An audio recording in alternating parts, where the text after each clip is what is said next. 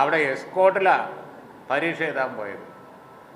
ഈ ചെയ്ത പയ്യന്മാർ നഞ്ചക്ക് ഉപയോഗിച്ച്, നഞ്ചക്ക് എന്നുള്ള പേര് ഞാൻ ആദ്യം ഇല്ല, ഉപയോഗിച്ച് കൊന്ന ആളുകൾക്ക് എസ്കോട്ട്.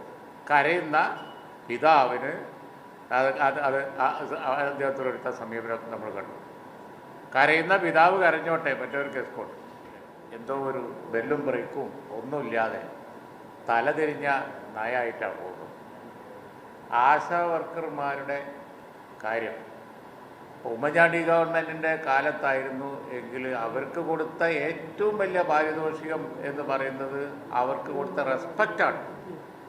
ആശാ വർക്കർമാർക്ക് കൊടുത്ത റെസ്പെക്റ്റാണ്. അവരെടുക്കുന്ന ജോലി, അവർ ചെയ്യുന്ന സേവനം വോളണ്ടറി ആയിട്ട് അവർ ഒരു സമയക്രമവും അത് ശടിക്കാതെ, അവരുടെ സ്വന്തം കാര്യം നോക്കാതെ, അവരുടെ കുഞ്ഞുങ്ങളുടെയും കുട്ടികളുടെയും കാര്യം നോക്കാതെ അങ്ങനെ നടക്കുന്ന ആശമാർക്ക് ആ പദവി കൊടുക്കുകയും റെസ്പെക്റ്റ് കൊടുക്കുകയും ചെയ്ത ആ കാലം അതായിരുന്നു ഉമ്മൻചാണ്ടി ഗവൺമെൻറ്. ഉമ്മൻചാണ്ടിയുടെ പേഴ്സണൽ സമീപനം തന്നെ അതിൽ വളരെ സുവിദിതമായിരുന്നു. അങ്ങനെ റെസ്പെക്റ്റ് ചെയ്ത ആശാ വർക്കർമാർക്ക് ഇന്ന് ഇവർ കൊടുത്തത് അവരെ പാട്ടപ്പിരിവാരാക്കി. എന്നിട്ട് ആരോഗ്യമന്ത്രി ഇന്ത്യയിലുള്ള മുഴുവൻ സംസ്ഥാനങ്ങളിലുള്ള കാര്യങ്ങൾ വിശദമായിട്ട് അവിടെ പറഞ്ഞ് അതിന് ആരവവും കയ്യടിയും ഒക്കെ ആയിട്ട് അസംബ്ലി അങ്ങനെ ആഘോഷിക്കുകയാണ്. ഈ പാവപ്പെട്ട ആശാ വർക്കർമാരുടെ കാര്യത്തിലാണ് ഇത് എന്ന് അറിയാതെ, അതിനെപ്പറ്റി ഒരു മൈൻഡും ഇല്ലാതെ. അപ്പോൾ ഇത് വാസ്തവത്തിൽ എന്നിട്ട് പറയാം കർണാടകയിൽ എന്താ നടന്നത് ചരിത്രം പ്രതിപക്ഷ നേതാവ് പൊക്കി കാണിച്ചു. കാരണം എന്താ, അവിടെ പാർക്ക് പോയി അനൗൺസ് ചെയ്ത അവർ വളരെ സന്തോഷത്തോടു കൂടി കൈയടിക്കുന്ന ചിത്രമാണ് ആ പത്രത്തിൽ.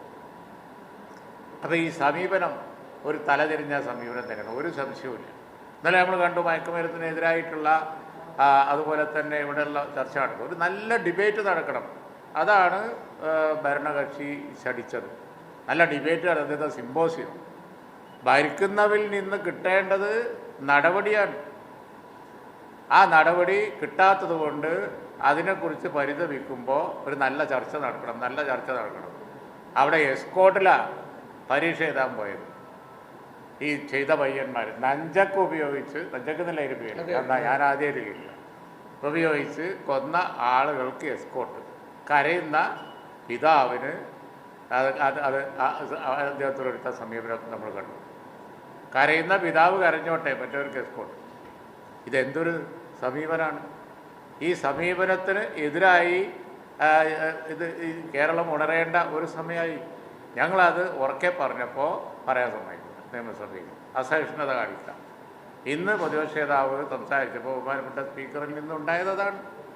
ഇത് വളരെ നിർഭാഗ്യകരമായ ഈ സമീപനം എന്ന് പറയുന്നത് തുടർന്നാൽ കേരളത്തിലെ ജനങ്ങളുടെ വോയിസാണ്. ഇവിടെ ആരോ സമരം നടത്തല, ആശാ വർക്കർമാരുടെ സമരം എങ്ങനെ വന്നു, എവിടുന്ന് വന്നു, ആര് നടത്തുന്നു എന്നല്ല. പക്ഷെ പാട്ടപ്പിരിവുകാർ ഒരു വലിയ പദവിയാണ്. കീടങ്ങൾ, ഇതൊക്കെ പറയാവോ? അത് അവർക്ക് ലഭിക്കാവുന്നതിൽ വെച്ച് ഏറ്റവും നല്ല പദവിയാണെന്ന് എൻ്റെ അഭിപ്രായം. കാരണം പാട്ടപ്പിരിവുകാരെന്ന് ഇവർ പറയുമ്പോൾ അതൊരു ഉയർന്ന പദവിയായി മാറുകയാണ്.